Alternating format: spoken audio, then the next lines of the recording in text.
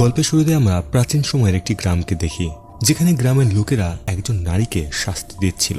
এই মহিলার নাম হলো সারাপ। গ্রামের প্রধান এই নারীর উপরে দোষারোপ করে যে এই মহিলাটি কালো জাদুর মাধ্যমে মানুষদেরকে মেরে ফেলছে, এই জন্য এই নারীকে মৃত্যুদণ্ড দেওয়া হয়। কিন্তু মহিলাটি তাদের কাছে প্রাণ ভিক্ষা চাচ্ছিল, কেননা সে গ্রামের মানুষদের সাহায্য করার জন্যই এই সকল কিছু করেছিল। যখন সবকিছু শুকিয়ে গিয়েছিল তখন সেই গ্রামের মানুষদেরকে শস্য দান করেছিল, তাদের ফসলগুলোকে সতেজ করেছিল। কিন্তু গ্রামের লোকেরা তাকে ডাইনি ভাবত, প্রধান কোনো মতেই ছাড়ার পাত্র নয়। মহিলাটি বারবার তাদের কাছে মিনতি করছিল যে এই শাস্তি যেন তাকে না দেয়, আর সেটা যদি না করা হয় তাহলে সে গ্রামের প্রত্যেককে ভয়ঙ্করভাবে মেরে ফেলবে। তখন জল্লাদ ওই মহিলার মাথাটি শরীর থেকে আলাদা করে ফেলে। তার মাথাটি অনেক দূর পর্যন্ত গড়িয়ে পড়ে, কিন্তু তখনও তার মাথাটি জীবিত ছিল। এখন আমরা বর্তমান সময়ে দেখি, যেখানে লিন নামের একটি মেয়ে খাবার নিয়ে যাচ্ছিল। এখানে আমরা লক্ষ্য করি কিছু গুন্ডা তার পিছু নিয়েছিল, যারা তাকে নিষ্ঠুরভাবে মারছিল আর তাকে বলছিল সে যেন তার বাবার লোন শোধ করে। লোন শোধ করার জন্য এখনো 3 দিন সময় ছিল, কিন্তু এই মাফিয়াগুলো আজকেই টাকা চায়। লিন এখানে সুযোগ বুঝে একটি কাচের বোতল দিয়ে ওই লোকটির উপরে আঘাত করে আর বলতে থাকে 3 দিনের মধ্যে সে টাকা শোধ করে দেবে। এখানে লোকটি কিছুটা আহত হয়। 3 দিনের সময় দিয়ে তারা সেখান থেকে চলে যায়। এরপর লিন তার বন্ধু গানের বাড়িতে আসে, যেখানে তার ছোট ভাই বাগাসকে রেখে গিয়েছিল। সে তার ছোট ভাইকে নিয়ে বাড়ি ফিরে। লিন যতটুকু খাবার কিনেছিল সেই সবটুকু খাবার তার ছোট ভাইকে দিয়ে দেয়। তারা বেশ দরিদ্র ছিল। এখানে লিন অনেকটা মন খারাপ করে বসে থাকে, কেননা সে তার ভাইয়ের সঠিক যত্ন নিতে পারছিল না, এমনকি নিজেকেও না খেয়ে থাকতে হয়। কিন্তু তবুও লিন ও তার ভাই মিলে ছোট ছোট বিষয়গুলোর মধ্যেই খুশি ও আনন্দ বের করে নেয়। আমাদের জীবনেও তাদের মতোই এমন ছোট ছোট বিষয়গুলোর ভিতরে খুশি ও আনন্দ খুঁজে বের করা উচিত। যাই হোক, আজকে রাতে লিন কাজে যাবে। এখানে তার ছোট ভাই বাগাস বলে যখন সে ফিরে আসবে তখন তার কাছে অনেকগুলো টাকা থাকবে। রাতে আমরা দেখি যখন লিন চোখ খোলে সে কেমন যেন অদ্ভুত একটি জায়গায় নিজেকে পায়। সেখানে সে দেখতে পায় তার মৃত বাবাকে, যে অনবরত বলে যাচ্ছিল তার জন্যই সে মারা গেছে, এমনকি তার মায়ের মৃত্যুর কারণও সে। এখানে তার বাবার চোখ বেরিয়ে গিয়েছিল আর তার মাথার মগজ ক্রমাগত নড়ে যাচ্ছিল। হঠাৎ লিন জেগে ওঠে। এটা তার ভয়ঙ্কর দুঃস্বপ্ন ছিল। এরপর সে ফ্রেশ হওয়ার জন্য গোসল করতে যায়, যেখানে আমরা দেখি তার পিঠে অদ্ভুত কিছু দাগ রয়েছে। এরপর সে কাজের জন্য বেরিয়ে পড়ে। আসলে টাকা উপার্জনের জন্য লিন তার 2 বন্ধুর সাথে রাতে ডাকাতি করে, কিন্তু আজকে তার বন্ধু ফিতরা তাকে সাথে নিয়ে যেতে যাচ্ছিল না, কেননা তাদের মধ্যে কিছুটা ঝগড়া হয়েছে। কিন্তু লিন কোনো না কোনোভাবে তাদের সাথেই যেতে যাচ্ছিল, কারণ তার টাকার খুবই প্রয়োজন। এজন্য সে ফিতরাকে একটি রেকর্ডিং শোনায়, যেখানে সে বলছিল আজকে সে ডাকাতি করবে আর সে একটি মেয়েকে প্রেগনেন্ট করে ফেলেছিল। লিন ভালো করে জানতো এরা অতটা খারাপ লোক নয়, যার জন্য তার ছোট ভাইকে এদের কাছে রেখে যেত। ফিতরা ও গানির আরো একটি পার্টনার রয়েছে, যার নাম হলো জিয়া। সে যখন লিনের সাথে দেখা করে তখন লিনকে বলে ফিতরা ও গানি তার পরিবারের মতো, যদি তাদের কিছু হয় তাহলে সে লিনকে ছাড়বে না। জিয়ার বিশ্বাস অর্জনের জন্য লিন সেই রেকর্ডিংটি ডিলিট করে ফেলে। এরপর তারা বেরিয়ে পড়ে। এরপর তারা পৌঁছায় অনেক দূর একটি বাড়ির সামনে, যে বাড়িতে প্রাচীনকালের বেশ কিছু জিনিসপত্র ছিল। আজকে রাতেই তারা এই বাড়িতে চুরি করার সিদ্ধান্ত নিয়েছে। এরই মাঝে আমরা জানতে পারি জিয়ার একটি সার্জারি করা প্রয়োজন, যে সার্জারির জন্য তাদের অনেক টাকা দরকার। এই কথা নিয়ে ফিতরা ও গানের ভিতরে আবার লড়াই শুরু হয়। এখানে আমরা জানতে পারি এই 2 জন প্রকৃত ভাই নয়, কিন্তু তারা একে অপরকে ভাইয়ের থেকেও বেশি মানে। অপেক্ষা করতে করতে রাত হয়ে যায়। এই সময় এই বাড়ির কিছুটা ঝলক লিন তার স্বপ্নে দেখে, যেটা দেখে ভয়ে তার ঘুম ভেঙে যায়। এরপর এই 3 জন বাড়ির ভিতরে ঢুকতে থাকে। জিয়া কিন্তু বাইরে অপেক্ষা করছিল। বাড়ির ভিতরে ঢোকার পরেই ফিতরা গানিকে বলে ফিতরা 3য় তালা দেখবে, আর গানি ও লিন নিচ তালা খুঁজে দেখবে। এরই মাঝে আমরা দেখি ছাদ থেকে ঝোলানো ঝাড়বাতিটি একাই দুলছে। পুরো ঘর অন্ধকারে ভরা ছিল, কিন্তু যে ঘরে লিন যায় সে ঘরে আলো জ্বালানো ছিল। এখন তারা 3 জনে দামি দামি জিনিসপত্র খুঁজে বেড়াচ্ছিল। খুঁজতে খুঁজতে গানি অনেক দামি দামি ঘড়ি পায়, ফিতরা পায় অনেক পুরনো জিনিসপত্র।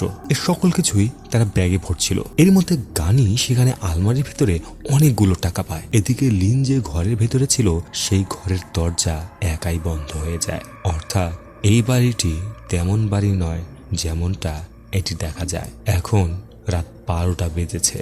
হঠাৎ লিন দেখে তার ছোট ভাই বাগাস সেখান দিয়ে দৌড়ে যাচ্ছে, যে প্রতিনিয়ত লিনের নাম ধরে ডাকছিল। অন্যদিকে গানি আরো টাকা নেওয়ার জন্য আলমারির ভেতরে হাত দিতে থাকে। হঠাৎ তার হাত কারোর মাথার চুলের উপরে পড়ে, যেখানে একটি কাটা মাথা রাখা ছিল, যেটা দেখা মাত্রই গানি ভয় পেয়ে সেখান থেকে পালিয়ে যেতে থাকে। এদিকে লিন তার ভাইয়ের ডাক অনুসরণ করতে করতে কোথায় যেন যাচ্ছিল। এমন সময় গানি এসে তাকে থামায়। গানিকে দেখে লিন সকল কিছু তাকে বলে। গানি বলে এটা কোনোভাবে সম্ভব নয়, এমনকি তারা যেখানে দাঁড়িয়ে ছিল সেদিক থেকে অদ্ভুত ধরনের গন্ধ বেরিয়ে আসছিল। ওদিকে ফিতরা দেখে তার প্রতিবিম্ব অদ্ভুতভাবে চলে যাচ্ছে। সে লক্ষ্য করে আয়নার ভেতরে তার প্রতিবিম্বর পেট অনেক বড় হয়ে যাচ্ছে। সেই পেট ফেটে একটি বাচ্চা বেরিয়ে আসে, কিন্তু কিছুক্ষণের মধ্যেই সবকিছু আবার স্বাভাবিক হয়ে যায়। এদিকে যে বেসমেন্টের ভেতর থেকে গন্ধ আসছিল সেই বেসমেন্টটি গানি ও লিন খুলে ভেতরে ঢোকে, যেখানে পড়েছিল লাশ। পাশেই একটি মেয়েকে হাত পা বেঁধে শুয়ে রাখা হয়েছিল, যার বাঁধনগুলি গানি খোলার চেষ্টা করছিল, কিন্তু মনে হচ্ছিল রশিগুলোর ভেতরে এক ধরনের জাদু রয়েছে। সেটা কোনোভাবে খোলা সম্ভব হচ্ছে না, বরং গানির হাত পুড়ে যায়। এমন সময় লিন কুড়ুল দিয়ে রশিটি কেটে ফেলে। এখানে এই মেয়েটি জানায় তাকে বলি দেওয়ার জন্য এখানে নিয়ে আসা হয়েছিল, কিন্তু কারা এটা করছে সে বিষয়টি এদের কেউই কিছু জানে না। অন্যদিকে আমরা একজনের হাত নড়তে দেখি। এদিকে এই চারজন বাইরে বেরোনোর জন্য দরজা খোলে, কিন্তু তারা লক্ষ্য করে সেখানে তো একটি দেয়াল তৈরি হয়েছে। এই বাড়িতে কোনো দরজা নেই বাইরে বেরোনোর। এই দেয়ালটি ফিতরা সিলিন্ডারে আগুন ধরিয়ে ভাঙার চেষ্টা করে, কিন্তু ওই দেয়ালটি কোনোভাবেই কিছু হয় না। এখন গানি লিন ও ফিতরাকে বাইরে বেরোনোর রাস্তা খুঁজতে বলে, কিন্তু লিন ফিতরার সাথে যেতে যাচ্ছিল না। এখানে ফিতরা লিনের ব্যাগ দেখে, যেখানে লিন সামনে যা পেয়েছিল তাই চুরি করেছে, কিন্তু তাদের নিয়ম ছিল শুধুমাত্র প্রয়োজনীয় জিনিসগুলি তারা চুরি করবে, সকল কিছু চুরি করবে না, যেন কেউ কোনো সন্দেহ না করে। আর এখন যে অস্বাভাবিক ঘটনাগুলি ঘটছে এর জন্য ফিতরা লিনকে দায়ী করে। লিন তাদেরকে জানায় যে এটাই তার শেষ চুরি করা, সে এমন জীবন আর চায় না। যাবার সময় ফিতরা গানিকে একটি ছুরি দিয়ে যায় তার সেফটির জন্য। ওদিকে জিয়া ওয়াকিটকের মাধ্যমে তাদের সাথে যোগাযোগ করে, আর এদিকে গানি তাকে গাড়িটি রেডি রাখতে বলে। জিয়া বুঝতে পারছিল না যে বাড়ির ভেতরে আসলে ঘটছিলটা কি। ফিতরা ও লিন একটি ঘরে এসে পৌঁছায়, যেখানে দেয়ালে ওই বাড়ির ফ্যামিলি ফটো ছিল। যে ছবির ভেতরে সেই মেয়েটি ছিল যাকে তারা বাঁচিয়েছে।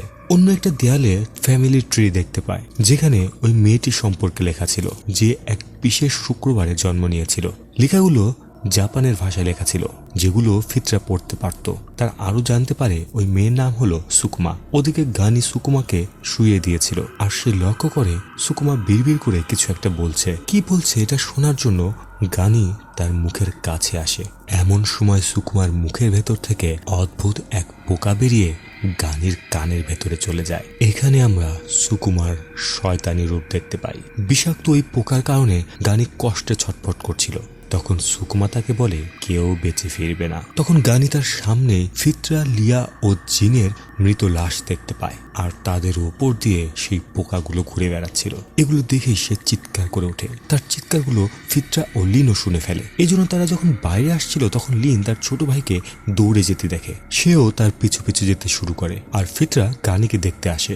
সে গানিকে থামানোর চেষ্টা করে, কিন্তু গানি ফিতরার বদলে সেখানে সুকুমাকে দেখতে পাচ্ছিল, যে তাকে বলছিল তোমরা এই বাড়ি থেকে কখনোই বেরিয়ে যেতে পারবে না। আর সে গানির সকল বন্ধুদেরকে মেরে ফেলেছে। এটা দেখে গানি ফিতরাকে সুকুমা ভেবে তার হাতে ও মুখে ছুরি দিয়ে আঘাত করতে থাকে। নিজেকে বাঁচানোর জন্য ফিতরা তাকে দূরে ছুড়ে ফেলে, আর সেখান থেকে পালিয়ে একটি ঘরে এসে দরজা বন্ধ করে দেয়। কিন্তু তবুও গানি দরজা ভেঙে ভেতরে আসার চেষ্টা করছিল। এদিকে ফিতরা লক্ষ্য করে ছাদের উপরে অনেকগুলো পোকা ঘুরে বেড়াচ্ছে, যেগুলো থেকে একটা তার মুখের ভেতরে ঢুকে যায়, আর সেই পোকাটি তার পুরো শরীরের ভেতরে ঘুরে বেড়াতে শুরু করে। যন্ত্রণা সহ্য করতে না পেরে ফিতরা ওই পোকাটিকে বের করার জন্য নিজের শরীরে ছুরি দিয়ে বারবার আঘাত করতে থাকে। ঠিক তখনই সকল পোকাগুলো ছাদ থেকে পড়ে তার মুখের ভেতরে যেতে শুরু করে। বাইরে আমরা দেখতে পাই জিয়া তাদের সাথে যোগাযোগ করার বারবার চেষ্টা করছিল। হঠাৎ গাছ থেকে উল্টো হয়ে সেই শয়তানটি নেমে আসে।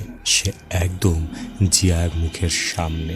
তখন জিয়া বুঝতে পারে তার বন্ধুরা বিপদে আছে, আর তাই সে দ্রুত দৌড়ে গাড়ির কাছে যাচ্ছিল, কিন্তু তার শরীর অসুস্থ হওয়ার কারণে গাড়ির কাছে সহজে পৌঁছাতে পারছিল না, আর তাই সে সেখানেই পড়ে যায়। সে নিরুপায় হয়ে তাদের বন্ধুদের সাহায্য করতে না পাওয়ার জন্য ক্ষমা চায়।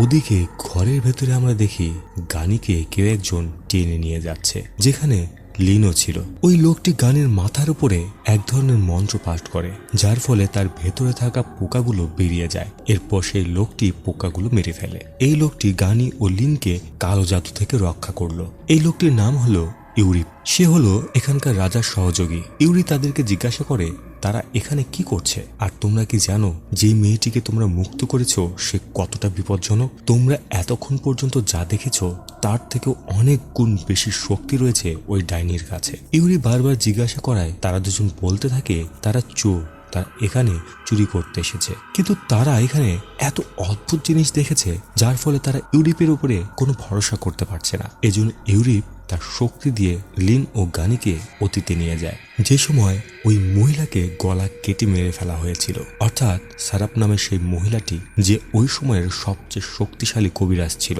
ইউরিপ জানায় ওর শক্তি সৃষ্টিকর্তা থেকে আসতো। সেই শক্তির মাধ্যমে সারাপ অলৌকিক কিছু প্রতিকৃতি তৈরি করত, যাদেরকে কোদাম বলা হয়। এমনকি সারাপ ওই পোকাগুলোর মাধ্যমে মানুষদেরকে বশে নিয়ে আসতো, যার ফলে সে মানুষগুলো পাগলের মতো আচরণ করত। আর যাদের কাছে কোদাম আছে তারা হয়ে ওঠে অনেক বেশি শক্তিশালী। এখানে ইউরিপ তাদেরকে বলে সারাপ যে অভিশাপ দিয়েছিল সেই অভিশাপ পূরণের জন্য 100 বছর ধরে সে অপেক্ষা করছে। সারাপ যেদিনে জন্মগ্রহণ করছিল সেই দিনে তার কোনো বংশধর জন্মগ্রহণ করে ততদিন পর্যন্তই সে অপেক্ষা করেছে। আর সারাপের বংশধর এখন হলো সেই সুকুমা, যেটা লিনকে ফিতরা পড়ে শুনিয়েছিল। অবশেষে লিন ইউরির কথাগুলো বিশ্বাস করতে শুরু করেছে। এখানে তারা জানতে পারে এই অভিশাপটি এক বিশেষ ধরনের ছুরি দিয়ে ধ্বংস করা সম্ভব। এই জন্য ইউরিপ এই বাড়ির ভিতরে এসেছে যেন সুকুমার উপরে করা কালো জাদু সে ধ্বংস করতে পারে। সে সুকুমাকে দুর্বল করে ফেলেছিল, কিন্তু লিনেরা তার সকল প্ল্যান ধ্বংস করে সুকুমাকে মুক্ত করে দিয়েছে। এই মুহূর্তে তাদের ফিতরার কথা মনে পড়ে, আর গানি ইউরিপের হাত ধরে মিনতি করে তার বন্ধুকে খুঁজে বের করার জন্য। এই সময়ে ইউরিপ গানির শরীরে সে ঠান্ডা অনুভব করছে, অর্থাৎ সে খুব দ্রুতই মরতে চলেছে। এই জন্য সে লিনের কাছে এসে বলে সে গানিকে যা বলতে চায় তা যেন বলে ফেলে। এরপরে ইউরিপ বলে তাদেরকে ওই ছুরিটি খুঁজে বের করতে হবে, যেটি 200 বছর আগে লুকিয়ে ফেলা হয়েছিল। সারাপের সন্তানেরা এই বাড়ি বানিয়েছিল ওই ছুরিটি খুঁজে বের করার জন্য। এই কথা বলতে বলতে ইউরিপ ওই ছুরির শক্তি কিছুটা অনুভব করে, যেটা পাশেই গর্তের ভেতর থেকে আসছিল। এখন হাতে কোনো উপায় না থাকার ফলে লিনরাও ওই গর্তের ভেতরে ঢোকে, যেখানে ঢোকা মাত্রই লিন কিছুটা অদ্ভুত অনুভব করে। আর সে বলতে থাকে এই জায়গাটি তো সে স্বপ্ন দেখেছিল। এটা হলো সেই জায়গা যে জায়গায় লিন স্বপ্নে বাবার আত্মাকে দেখেছিল। দেখতে দেখতেই লিনের চোখগুলো লাল হয়ে ওঠে, মনে হচ্ছিল তাকে যেন কিছু একটা ভর করে নিয়েছে। আর সে অদ্ভুত একটি গান গাইতে থাকে। পাশে একটি দেয়ালে লিন হাত রাখতেই দেয়ালটি ঝুরঝুর করে নিচে পড়ে যায়, আর ওখান থেকে তারা পেয়ে যায় সেই ছুরিটি। এই ছুরির ভেতরে অদ্ভুত শক্তি রয়েছে, কিন্তু প্রশ্ন হলো লিন এই ছুরিটি খুঁজে পেল কিভাবে? এদিকে বাইরে আমরা সুকুমাকে দেখি যে লাশগুলো জীবিত চিবিয়ে খাচ্ছিল, আর সে বুঝে যায় ইউরিপ সেই ছুরিটি পেয়ে গেছে। এরপর লিন যখন ছুরিটি বের করে সাথে সাথে সেখানে একটি বিস্ফোরণ হয়, যার ফলে তারা অন্য একটি জায়গায় চলে আসে। আর তাদের সামনে দাঁড়িয়েছিল সুকুমা, যে ইউরিপের কাছে ছুরিটি ফেরত চায়, যে ছুরিটি লিন তার জ্যাকেটের মধ্যে লুকিয়ে রেখেছিল। এখন ওই ছুরিটি পাওয়ার জন্য সুকুমা তার শক্তি ব্যবহার করতে শুরু করে, যার ফলে মাটির নিচ থেকে অনেকগুলো পোকা বেরিয়ে আসতে শুরু হয়। এমন অবস্থা দেখে ইউরিপ তাদেরকে সেখান থেকে পালাতে বলে। এমন ভয়ানক পরিস্থিতি দেখে তারাও পালাতে শুরু করে। এখানে ইউরিপ প্রার্থনা করে সুকুমাকে কন্ট্রোল করার চেষ্টা করে, কিন্তু সুকুমা সে তার হাত টেনে ছিঁড়ে ফেলে আর তার শক্তি দিয়ে সেখানে থাকা সকল লাশ জীবিত করে ফেলে। ওদিকে বাড়ির বাইরে গানি জিয়াকে খুঁজে পায়, যে এতক্ষণে মারা গেছে। এর মধ্যে তারা লক্ষ্য করে তাদের দিকে ধেয়ে আসছে সে লাশগুলো, আর তাই তারা বাঁচার জন্য গেটের দিকে দৌড়াতে থাকে। এখানে গানি কোনোভাবে লিনকে গেটের ওপর দিয়ে বাইরে পাঠিয়ে দেয়, আর সে এখন বাড়ির ভেতরে যেতে চায়, কেননা সে তার বন্ধুদেরকে একা ফেলে যেতে পারবে না। গানি লিনকে বলে তার ড্রয়ারের ভেতরে অনেক দিনের জমানো টাকা রয়েছে, সেগুলো যেন লিন নিয়ে তার জীবনে ব্যবহার করে। এটা বলেই সে বাড়ির ভেতর দিকে ঢুকতে থাকে, আর ওই লাশগুলোর সাথে লড়াই করতে শুরু করে, যে লাশগুলো জিয়াকে নিয়ে যাচ্ছিল। লাশগুলোকে মেরে সে জিয়াকে কাঁধে তুলে ফেরার চেষ্টা করছিল। তখনই ফিতরার লাশ এসে গানির ঘাড়ে কামড় দেয় আর কিছুক্ষণের মধ্যে সে তার বন্ধুকেই খেতে শুরু করে, কেননা সুকুমা তাকে এক জীবিত লাশ বানিয়ে দিয়েছিল। গানির এমন অবস্থা দেখে লিন প্রতিনিয়ত দরজার পাশে দাঁড়িয়ে চিৎকার করে কাঁদছিল। উপায় না পেয়ে লিন গাড়ি স্টার্ট করে পালিয়ে যাওয়ার চেষ্টা করছিল। তখনই সুকুমা ইউরোপের কাটা হাত নিয়ে সামনে এসে দাঁড়ায় আর সে পুনরায় পোকাগুলো মাটি থেকে বের করে নিয়ে আসছিল। কিছুক্ষণের মধ্যে আশেপাশের পরিবেশ পাল্টে যেতে শুরু করে। এ সময় লিন গানির মায়ের বলা কিছু কথা মনে পড়ে। সে বলেছিল, অন্ধকার কিংবা আলো কখনোই আমাদের হার মানা উচিত নয়। এই কথা মনে করার পরই সে সাহস সঞ্চয় করে সুকুমার ওপরে গাড়ি চালিয়ে দেয়। এরপর গাড়িটি সোজা কাছে গিয়ে ধাক্কা লাগে। এর ফলে সুকুমা কিছুক্ষণের জন্য নিস্তেজ হয়ে যায়। এখন ওই ছুরিটি দিয়ে লিন লাশগুলো মারতে শুরু করে, কিন্তু সে ফিতরা ও গানির উপরে আঘাত করতে পারছিল না। এখানে গানি তার চোখের সামনে কষ্টে আর্তনাদ করতে করতে মারা যায়। হঠাৎ করে সে শয়তানের রূপ নেয়। এদিকে সুকুমা পুনরায় জেগে উঠেছে, যার পেট থেকে নাড়ি ভুঁড়িগুলি বেরিয়ে এসেছিল। এরপর সে লিনের উপরে হামলা করে। লিনও তার সাথে লড়াই করতে শুরু করে। লড়াইয়ের এক পর্যায়ে সুকুমা ওই ছুরিটি ধরে ফেলে, কিন্তু সে বেশিক্ষণ সেই ছুরিটি ধরে রাখতে পারে না, কেননা সেটি তার হাত পুড়িয়ে ফেলছিল। সুযোগ বুঝে লিন ওই ছুরিটি সুকুমার বুকের ভেতরে ঢুকিয়ে দেয়। এমন সময় লিন লক্ষ্য করে সুকুমার জায়গায় সেখানে তার বাবা দাঁড়িয়ে আছে, যে লিনকে তার সাথে নরকে যেতে বলে। কিন্তু এই ছলনা লিন বুঝে ফেলে, যার ফলে সে রেগে সুকুমার উপরে পাগলের মতো ছুরি দিয়ে আঘাত করতে থাকে। অবশেষে ছুরিটি দিয়ে তার মাথা শরীর থেকে আলাদা করে ফেলে। এরই সাথে সুকুমা শেষ হয়ে যায়। ফিরে আসার পরে লিন তার বাবার ঋণ শোধ করে দেয়। তা সত্ত্বেও এই মাফিয়া লিনকে আঘাত করার চেষ্টা করে, কিন্তু এখন লিন অনেক পরিবর্তন হয়ে গেছে। সে সাথে সাথে সেই ছুরিটি দিয়ে এই মাফিয়াকে উচিত জবাব দেয়, যার ফলে সে দৌড়ে পালায়। মুভির শেষে আমরা ইউরোপকে লিনের সামনে দেখি, যে তাকে বোঝাচ্ছিল এই ছুরিটির জন্ম কিসের জন্য হয়েছিল, আর সে লিনকে উপদেশ দেয় সে যেন এই ছুরিটির সঠিক ব্যবহার করে, কেননা এই ছুরিটি লিনকে নির্বাচন করেছে, যার মাধ্যমে সে পেয়ে যাবে অলৌকিক এক শক্তি। এখানে ইউরোপ লিনের পুরো নাম বলে, আলিন বিহাঙ্গামাপাতি, যার অর্থ হলো পাখিদের রাজা। সে লিনকে আরো বলে সে যেন এই ছুরিটি পরিষ্কার করে, যে কাজ তাদের পূর্বপুরুষেরা করেছিল। এখন প্রশ্ন হলো, লিন ওই ছুরিটি কিভাবে বের করে ফেললো? সে জানলই বা কিভাবে ছুরিটি ওখানে আছে? এই কারণে ছুরিটি পেয়েছিল, কেননা তার পূর্বপুরুষেরা এটি ব্যবহার করেছিল, আর পূর্বপুরুষেরা যে দেবতার উপাসনা করত সেই দেবতাই লিনকে সাহায্য করেছিল এই ছুরিটি খুঁজে বের করার। এখন এই ছুরিটি তার কাছেই থাকবে। মুভির একদম শেষে আমরা দেখতে পাই লিন তার পূর্বপুরুষদের মতোই ছুরিটি পরিষ্কার করেছিল। এরই মধ্যে আমরা তার পেছনে একটি শয়তানকে দেখতে পাই।